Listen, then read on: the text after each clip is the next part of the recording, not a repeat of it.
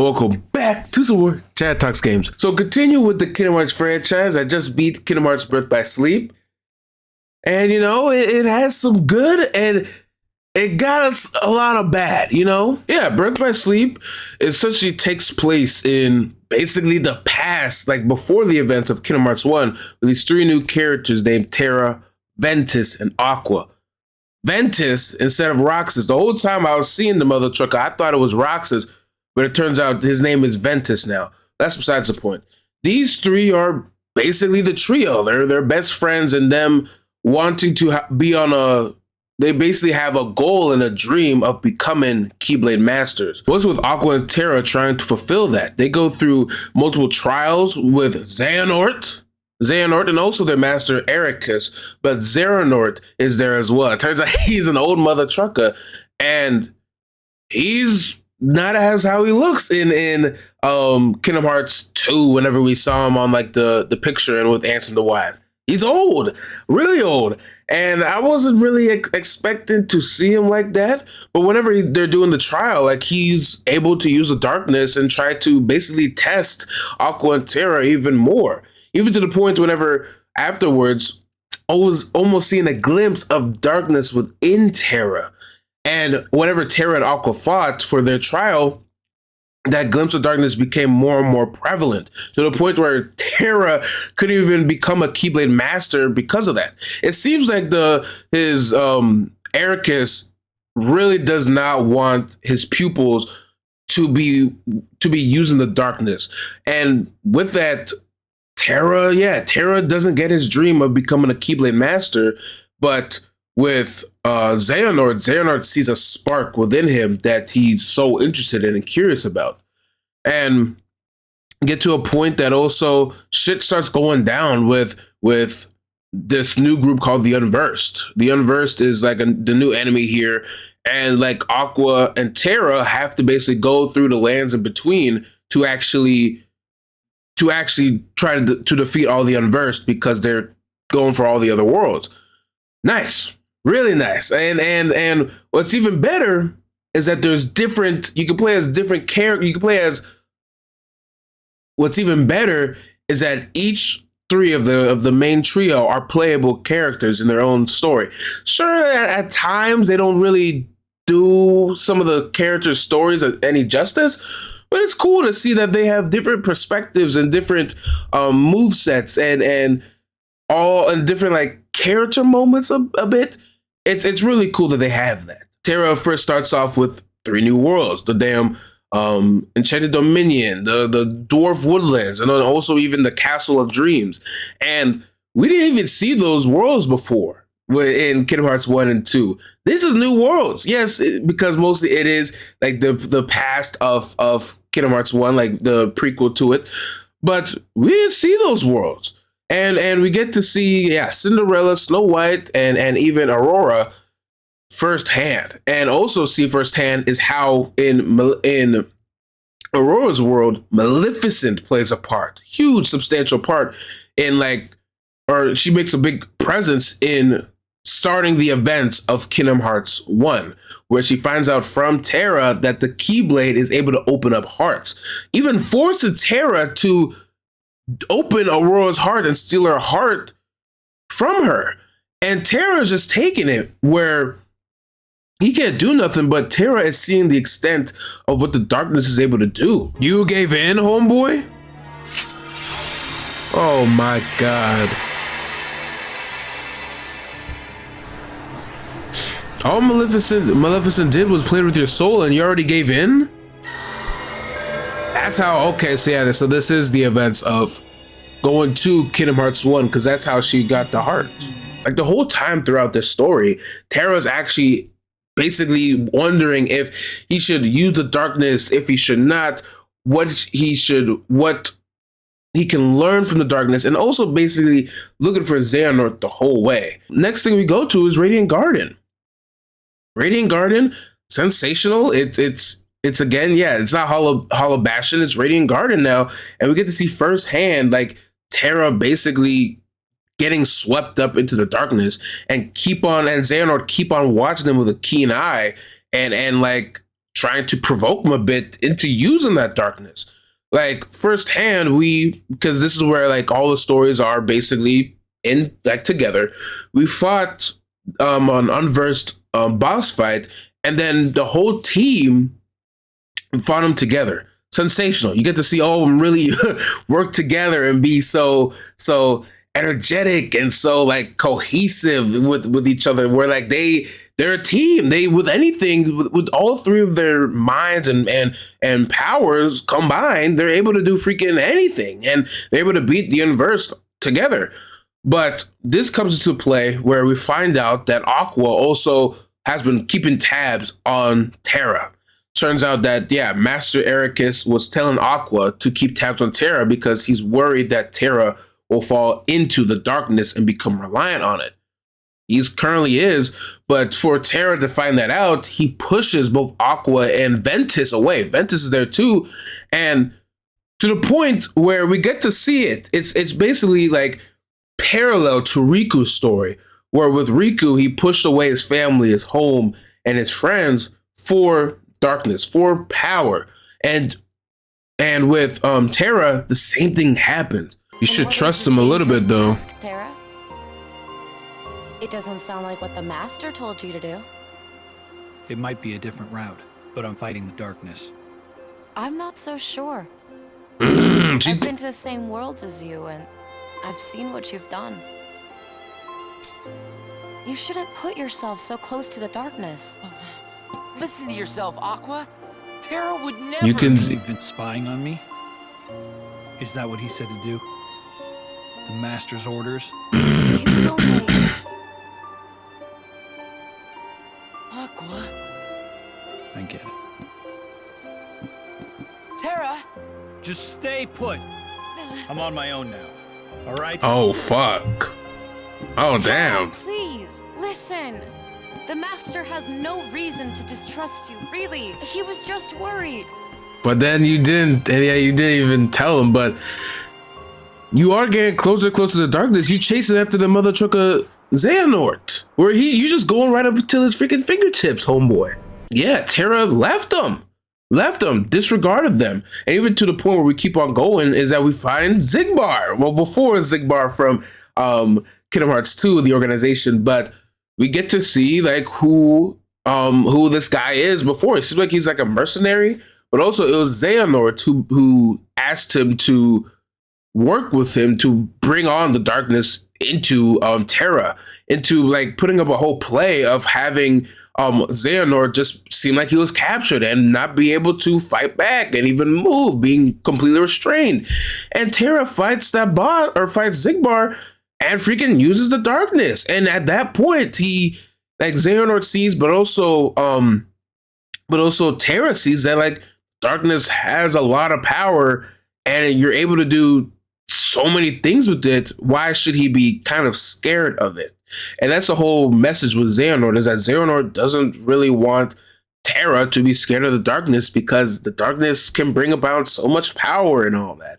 And yeah, we defeat him, and we see him basically become Xigbar, straight up having his marks, having his eye gone, like, and then running away afterwards. And it just played completely in parts with Xehanort's plan.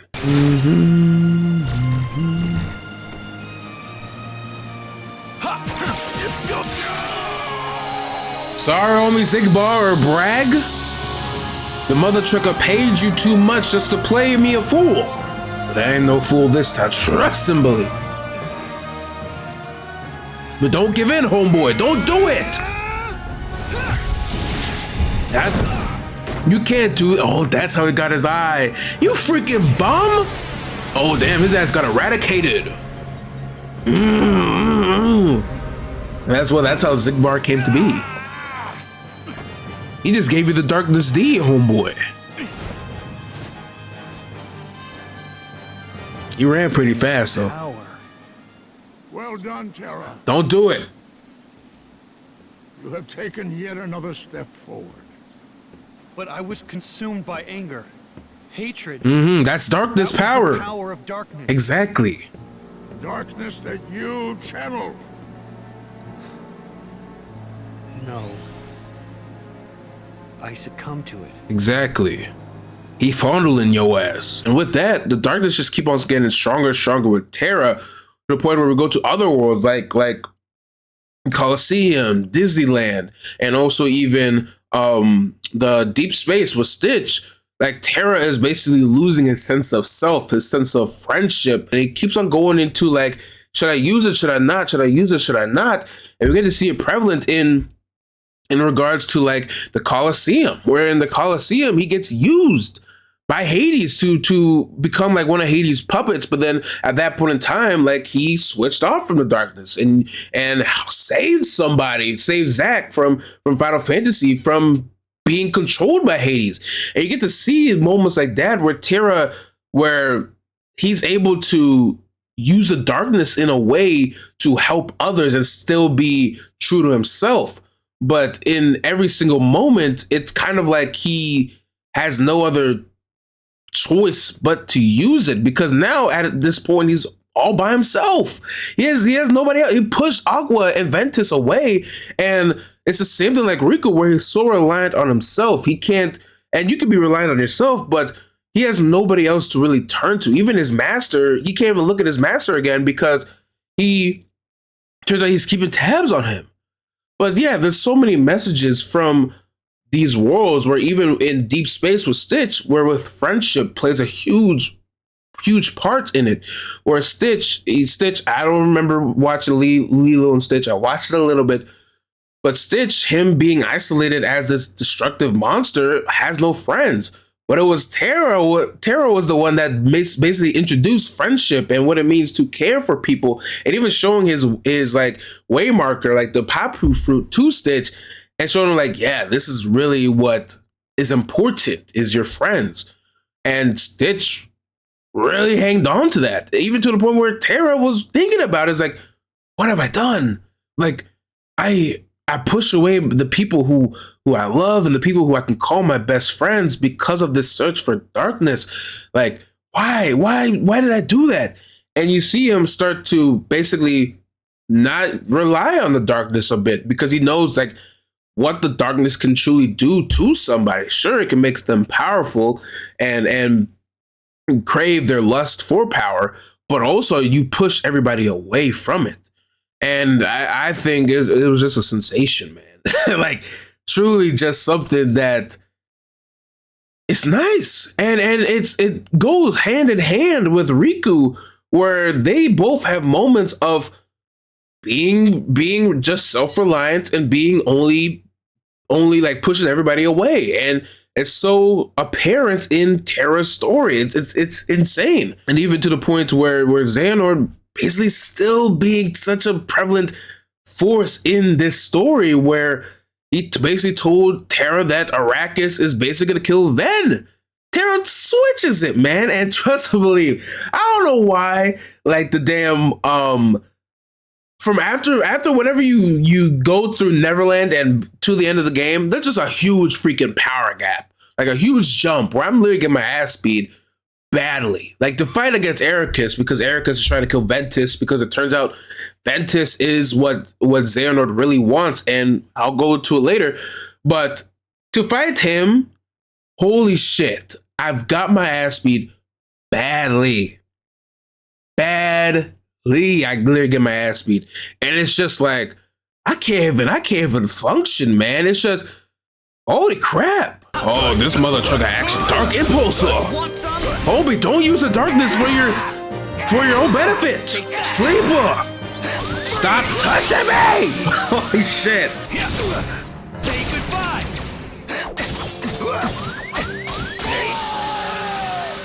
Holy shit. It's like I can't freaking mess up once.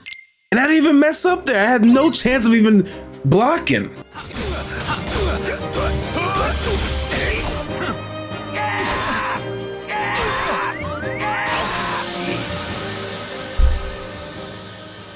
What the fuck am I doing wrong? What am I actually doing wrong?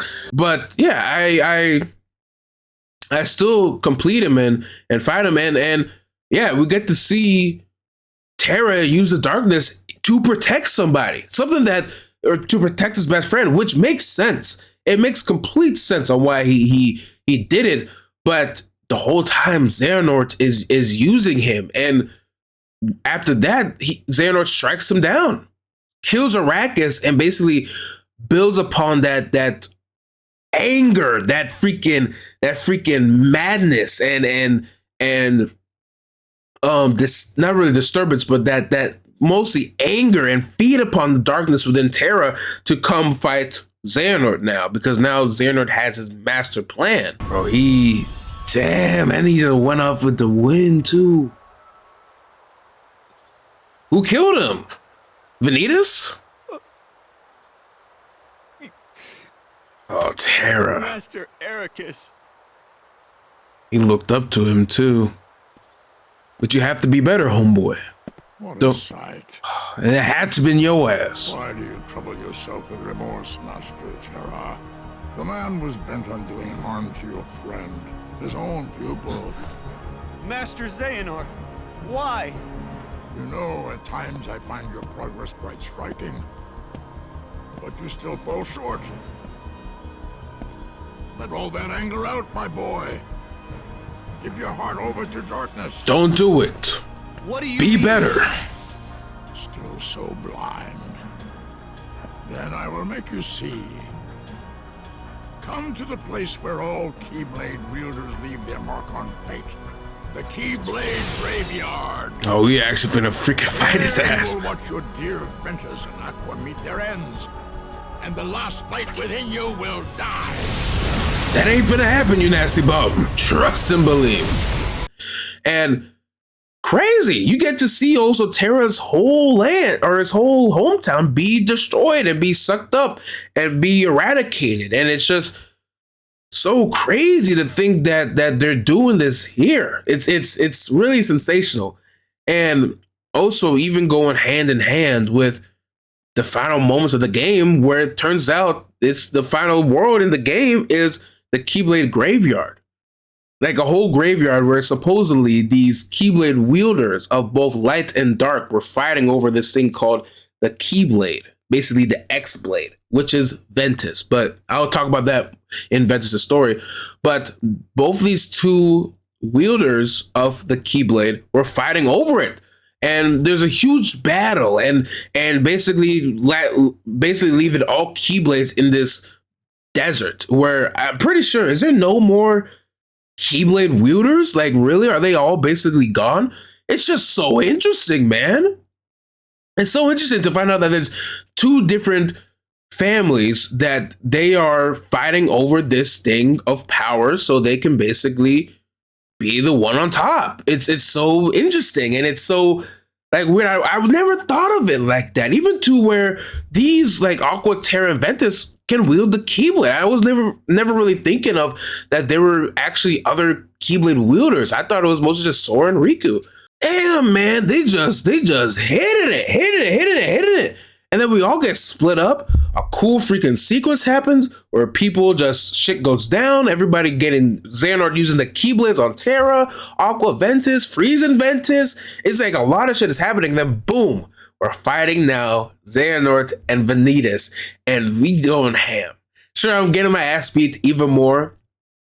Fucking hurts, but it's so cool to see like now Terra is using this powerless darkness for his own means to protect his friends, and also to protect his livelihood, because at the end of this, like, he realizes like I gotta make things right with them. Okay, that's one. That's Vanitas. Now what? Or yeah, that's Vanitas. Yeah, Vanitas. I mean. Go take what Ventus owes you, and take Aqua's life. No! Homeboy Terra, stop him! God, the headset. It's me and you now, Xehanort. You bum! See how powerless you are to save them. Savor that rage and despair. Let it empower you! Don't do it, homeboy. You'll pay, Xehanort. Was my master? No. My father, Arrakis, not enough for you? Mm-hmm. Leave my friends alone! He's succumbing to it though, damn, but he's doing it for the right purpose. And beats their ass. Like, beats also Vanitas, beats Xehanort, but then the whole time, like, coming into play is that Vanitas, after we defeat him, like, Vanitas clashed with Ventus and actually became the ex-Keyblade, triggering Xehanort to basically take upon the new vessel, which is Terra. Turns out I forgot to say as well is that Xehanort's whole plan is that he wants to live longer because he is so curious on, one, he wants to start another Keyblade war. Insane. I love it a lot. He wants to start another Keyblade war, but he's doing everything based off of curiosity. He's so curious where before he left his hometown to actually find out more about the darkness and about the light and what it means to basically be aligned with each other, how you can't have one without the other. And then he comes back with this new sense of curiosity of him wanting to live longer and needing a new vessel. And Terra became that vessel where now Terra basically becomes like just a shell of himself where he's just a will. The only thing that was not able to be left from Terra or be taken from Terra was his mind, where his body and soul was taken from him by Xehanort, but his mind wasn't. And we fight him again. We fight Xehanort again as this being of just like Terra's like basically essence. And it's really nice to fight him. It's kind of sad too though. Yeah, that's freaking Xehanort now. Yeah. Frack. Damn it, man. It's what? So is that how you find Ansem or something? Or what is this? Oh, am I wrong? Ooh, what's that? Vanitas. Or maybe it's still Homeboy Terra. What is this? Your Can't body be. submits, your heart succumbs. So why does your mind resist? So it's not.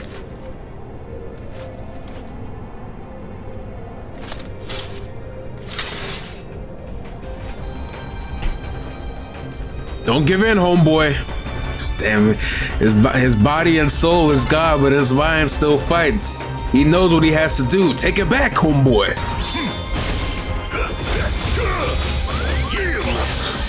God freaking dang. I can't do nothing once they hit a combo on me. Especially one that you can't stop. Dead.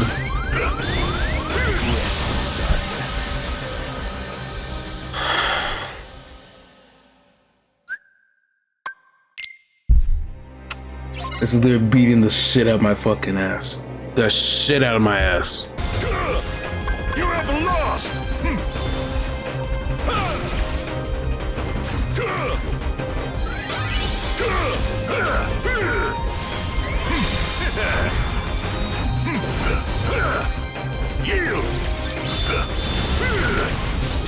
Thank frickin' gosh. Oh my God, there has to be another phase. Jesus, man, please tell me that's it. Oh my God. Okay, there we go. Xehanort's report 11. Are you done? It looks like it because this is a different cutscene. Are you done? Give me, damn, homeboy. Are these what happened to the warriors whenever they lose their body and soul? Jesus. Homeboy Terra. Oh, he's actually gone. Damn. Rest in peace, homie Terra? Is this it? We all know what happened with Xehanort. Well, damn. You know, at least you tried, homeboy. And you did all you could. Thinking about your friends at the end of it. Where, by the end of it, where we beat him, like, we all know what happens because Xehanort, he basically becomes a pupil to Ansem the Wise. But what happens to the Keyblade graveyard is that it all just comes crashing and basically, like, Terra is the one that's left. And it turns out what was so cool is that Terra is actually the lingering will from Kingdom Hearts 2. I never fought the boss, but he's like the last secret boss where like it's actually a crazy fight and you fight him. And Kingdom Hearts 2 is basically like, not Kingdom Hearts 2, yes, from Birth by Sleep is like 10 to 11 years. And to think that like after Terra beat Xehanort, the whole thing he was thinking is that like he has to make things right with Aqua and Ventus, and for the whole 10-year, maybe 11-year stretch, he wasn't able to do that. It's crazy to think about, but it's so cool that you kind of, and it so falls into with like what happens to people who are so persistent in the darkness, and when they push people away, they push their homes away just for it.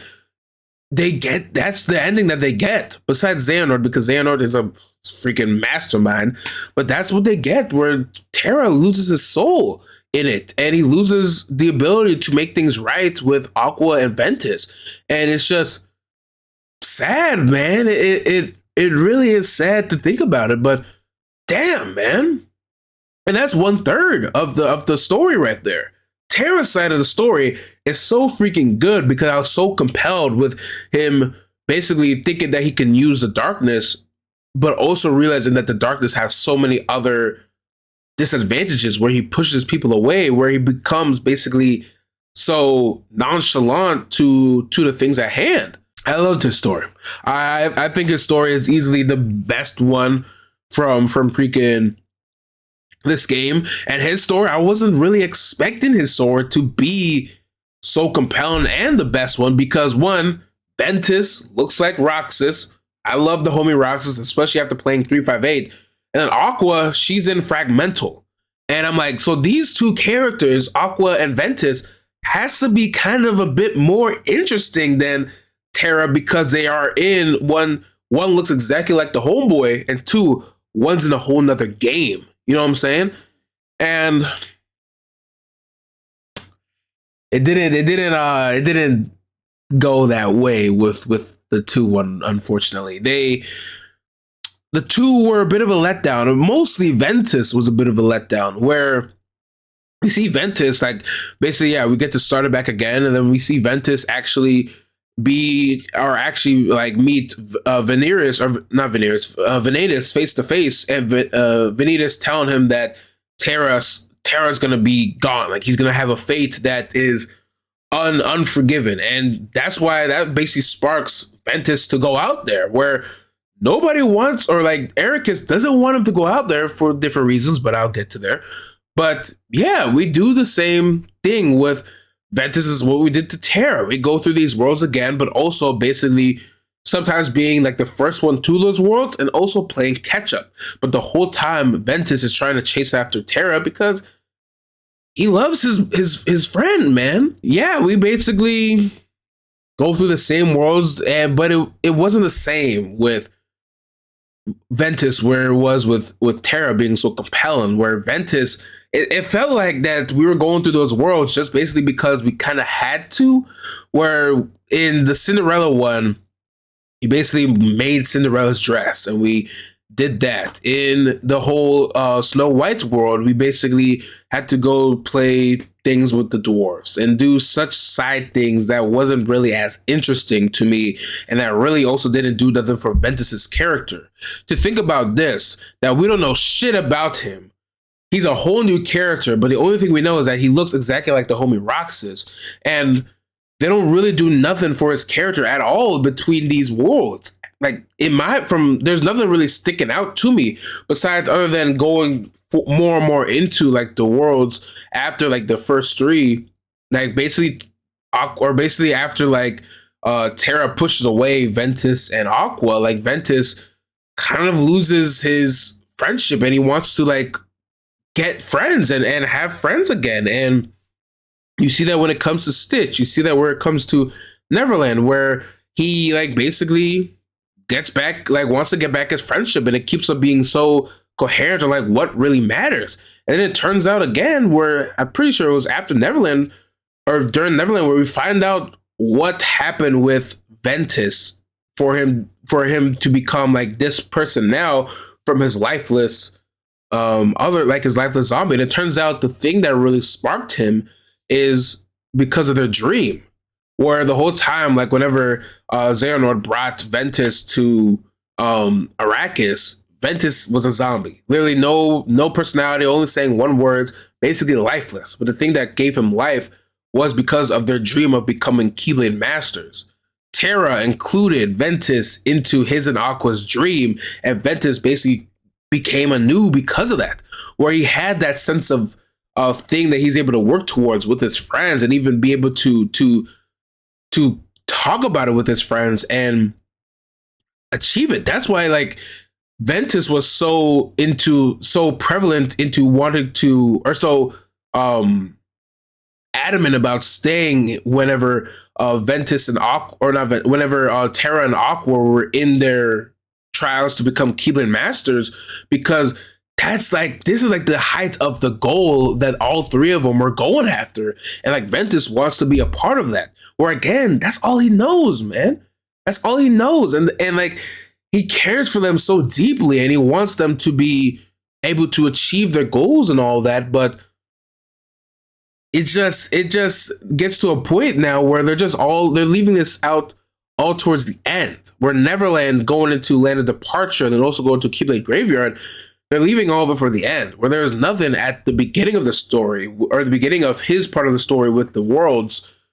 That was interesting. It felt like with the other 6 worlds, you're just doing stuff just to do it and just to fill in the gap of the ending of the final fight, and it was shitty. It was really shitty in my opinion, for a character that looks exactly like the homeboy that made me feel a type of way with in 358, for him to just be reduced down into like a nothing burger until the end of the game. But I hate that they do that again, to the point where even with the notes, the Xehanort reports was more interesting than his story. Like you can't do that, man. You really can't do that. But yeah, we also get to find out is that Xehanort was using Ventus to become his new vessel. And the whole thing with Ventus before is that Ventus was frail, but also wasn't really confident in himself to be strong enough for that, for him to be a vessel and for him to be this ex-Keyblade, to the point where freaking, that's when Xehanort's like, you know what, let's split him. Let's split Vanitas, or Ventus and Vanitas, or let's split Ventus's light and dark side to create Vanitas and do it like that. And then basically that's how Ventus became lifeless, because he was losing a part of his heart. But where I get confused now a bit is that at the beginning of the game, we see, they go to Desi's Island, and then Ventus actually gets his heart repaired. But who repaired his heart though? You know, like, I don't know who repaired his heart. Maybe it was the homie Sora, but like, how? That doesn't make sense. I don't know who. Like, it was just like just a random being, I guess. But yeah, like, we get to see that, and it's just based on like, bro, Xehanort is a freaking user, dude. Xehanort is a user badly, man. Where he's using so many people just to feed upon his curiosity of the darkness and the light. Like, it's so apparent to me, and it shows like that he is just so curious in it all, and it really shows like how he is whenever he's Xemnas in Kingdom Hearts 358, on how he uses Roxas and Zion for his goal of the Kingdom Hearts. Like, it's like, damn, man. It makes a freaking big like substantial thing in that. And I'm like, fudge, man, it's so good. But yeah, we fight Vanitas. Holy shit, it's a freaking literally get my ass beat badly. I again, same thing I forgot to say as well in freaking Neverland. I literally get my ass beat hard by freaking Captain Jack. But the same thing happens here, where it's just like, I'm just doing what I can, just basically focusing as much as I can, because like, bro, like, I can't take damage for nothing, man. But yeah, we fight him, and you really get to see like it reveals that Vanitas is Sora. It looks like Sora, and it shows like a bit that they're so connected, like Sora and Roxas and also Ventus and Vanitas are connected in a way that they are the other selves, the other halves of each other. Oh, fuck. He is about to perish. You and I will have to join together. Oh, God, that is Sora. Oh, fuck. The Keyblade will be forged. Oh, damn. Damn, now it makes sense why they're connected too like that. The homie Ventus. Come from you? Of course, where else were they supposed to come from, It homeboy? happened when you and I were split into two. The negativity So- took shape as these monsters. Oh, Ventus ain't the original Sora, but Feel a horde of fledgling emotions under my control. I released them in all the worlds I could, hoping to lure you away from home and isolate you from your master. We needed to make you stronger. The Unversed were the perfect opponents. because you're basically fighting yourself. No matter how many times you defeat them, their negativity flows right back into me. You never stood a chance against us, Ventus. That's how it happened. So why does it look like Sora then?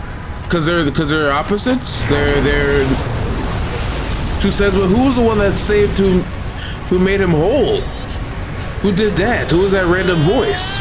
And it's just, it really, it was doing things to him. Like, wow, this is actually something here. Like this is becoming like something else. And I'm like, but you're saving it all towards the end though, man. You're saving it all towards the end, even to where the final fight, I beat his ass. But like, there was like a moment where like, but the final fight where we're trying to eradicate the mother trucker, like there's like, I just had to spam because I couldn't really do nothing else. And I was just like, I ain't about to lie. It's pretty big of me, but I was really hungry. You're an empty Light!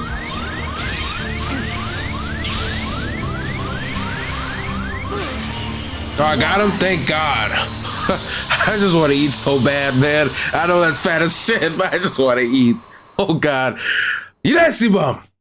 And I just wanted the fight to end because it wasn't I like really like it did some things for me a bit, but it also really did not, because I was also thinking about how the rest of the game wasn't really as interesting and really did not do much with Ventus's story and with his character, where his character, for one, probably should be the one we should like see the most of and be kind of maybe the most compelled about, because of he looks like the homie Roxas, and he's basically like, turns out, yeah, he was the person before, like really, well, not really before. It gets a bit confusing, but it's so kind of interesting. Like the whole time I was seeing like the cover of Birth by Sleep and seeing like the whole time Roxas, how the frick is Roxas even a thing? And it turns out, yeah, it's a whole nother person. But we don't know shit about these characters, man. We don't know nothing about these characters, where you can't really go through most of their story and not really doing much for their character. I'm not saying I need the most personal story of them all, but I just want something that was a bit more,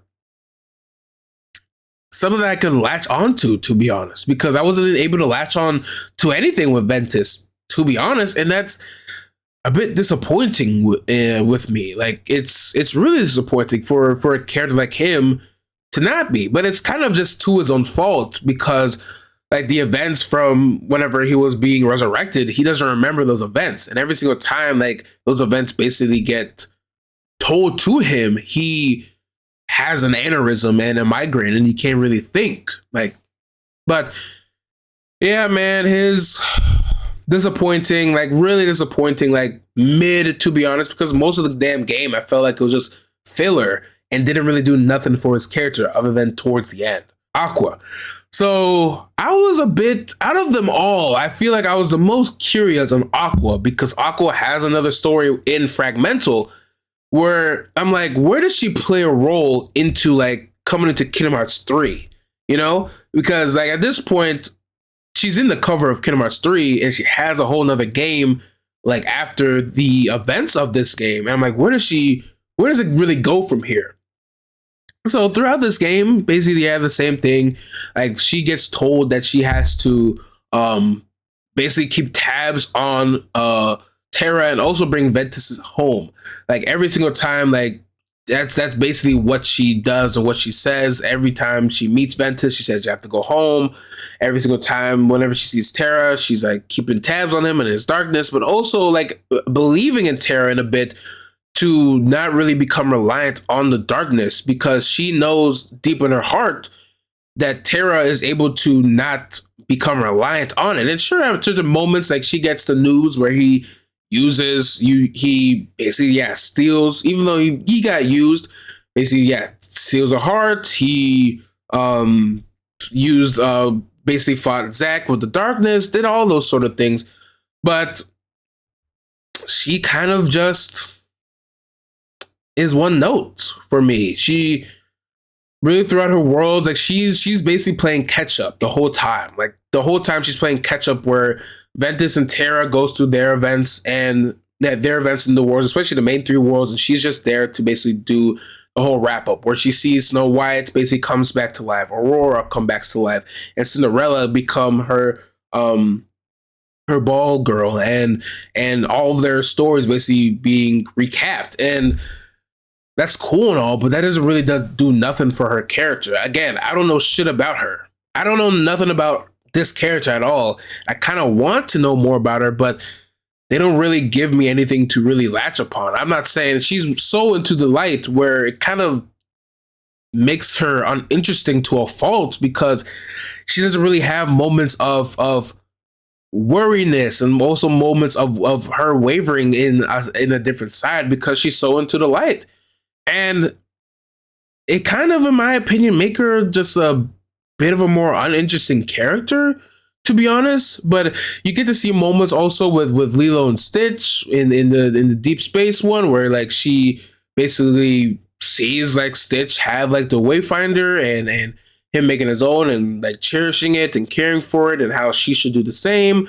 Her in Radiant Garden seeing Kyrie and basically saying to Kyrie that like you have the light and you will always be strong with the light. It's cool, but it doesn't really do much for her own character. It's cool that they keep on our basically setting the groundwork for Kingdom Hearts 1 and making it all be like cohesive, but it doesn't do much for her character, in my opinion. I just think her character is just pretty one note and pretty just, we're in the light, we care. And I understand like she cares deeply about her friends, and yeah, that's so apparent, but we don't see moments of her really wavering in any sort of ways. And I'm not asking for that to really happen, but I kind of am to a point. Not like go into the darkness, but kind of be like something more, you know, for this character to like basically have a whole nother game.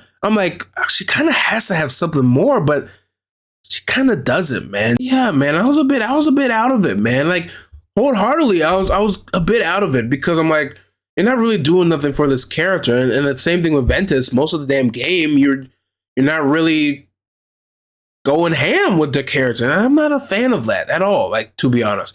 But yeah, we go there, we see the same thing. We fight Zigbar. Again, you know, doesn't really do nothing special. I'm like, this is like, man, this is like whatever. You know, I do the fight. It wasn't that difficult, but it was a bit. But I was just kind of wanting a bit more with her side of the story, especially because she has a whole nother game focused on her in Fragmental. Yeah, we fight Zigbar, we beat Zigbar, then also we fight Ventus or Vanitas. Like Vanitas took over Ventus, and basically like while Ventus and Vanitas are fighting, we're fighting actually Ventus and having that. Insane, but we team up with the homie Mickey, and it was actually kind of nice. It's cool to see us team up. But yeah, it was cool, you know, it's something. I was basically running my ass, but yeah, man, it's just I wasn't feeling nothing. And it's kind of hard for me to care really, for me to care a lot when you just leave everything towards the end. It's the same problem with Kingdom Hearts 2. And then after we beat Ventus,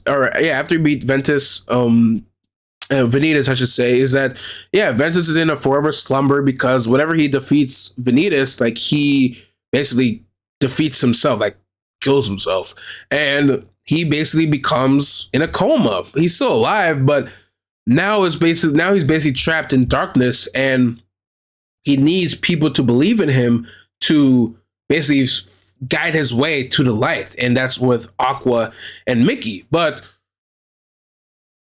I don't know, man. It doesn't really move the needle for me in her story to where you have to stop doing it, man. You have to.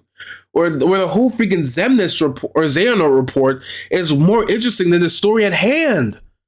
You can't do that, man. You can't do that. You can't make the text of this game of like the text that we collect more interesting than the story at hand. You can't do that. It's so like shitty to me where it has the same problem like Kingdom Hearts 2. Like this and Kingdom Hearts 2 have the same problem where the reports are way more interesting than the story at hand because you bring about like how there's different families of the Keyblade wielders, of freaking wielders of the light and wielders of the dark. And then also after they fought the wielders of the heart. And like whenever the whole world basically got reorganized, it's so interesting. And to see like Xehanort have that big, long-lasting curiosity in like him wanted to start another Keyblade War, because it turns out the Keyblade War basically starts upon a whole new world afterwards. Like he's just so curious and adamant about it. And it's like, I'm just so way more interested, especially with Ventus's and Aqua story, not the homie Terra's, but with Ventus's and Aqua story. I'm just so more interested in the reports.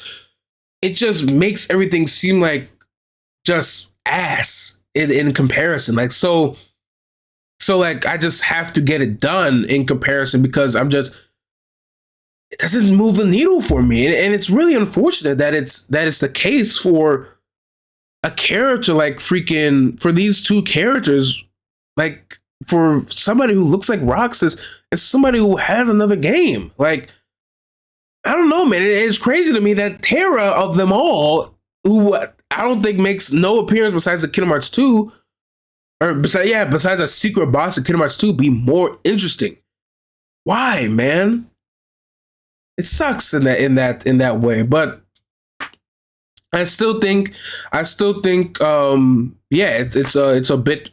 bit better than Kingdom Hearts 2, but it's not something that I'm really going to be thinking about as often because I kind of wish it was a bit more compelling, where maybe if all three of their stories was conjoined and in one, where it's just like one cohesive story, where what's so interesting is we have so many different perspectives of events that happen, but it's like we don't really get the full extent of it because like we have to, like, literally when we complete Terra, when we do Terra, we do one world, then we do another world, then we do another one, and then basically going all the way to Aqua, we're playing catch up. Where I kind of wish like it was so cohesive and connective, where I think I'll be a bit more compelled with it. But yeah, man. I think it's a good game. Not something that I'm really going to say is great by any means, but I'm just so interested now in Kingdom Hearts 3. You know, I look I'm actually getting closer and closer to beating this franchise, and I have Recoded next. I have Birth by Dream Drop Distance, which I don't know nothing about. I don't know nothing about Recoded. And then we have Fragmental, and then it's Kingdom Hearts 3. Also the movie, don't worry, I will watch the movie. And then Kingdom Hearts 3. And I look at the cover for Kingdom Hearts 3, it shows all three trios, or all four trios, maybe five. And then also Naminé is there. I'm like, what are we doing? Are they gonna freaking just bring everybody back? You know, I don't know, man. But yeah, this game, I kind of wish it was a bit more. It's still good. I was kind of wishing that it was a bit more. You know, for a PSP game, it ain't that bad. But yeah, man. All right, that's been Chaddy Talks Games. You know what we do around here, man. We basically just talk about games, and it's nice. So yeah, we are going into next Recoded. I don't know what Recoded is. You know, I'm gonna bring back my good old DS, if you know what I mean, and have a good time and see what it is. And we're just getting closer and closer to Kingdom Hearts 3, and I'm just so curious on what it is, to be honest. But yeah, man, if you made it this far, man, hope you all enjoyed the video and stay safe.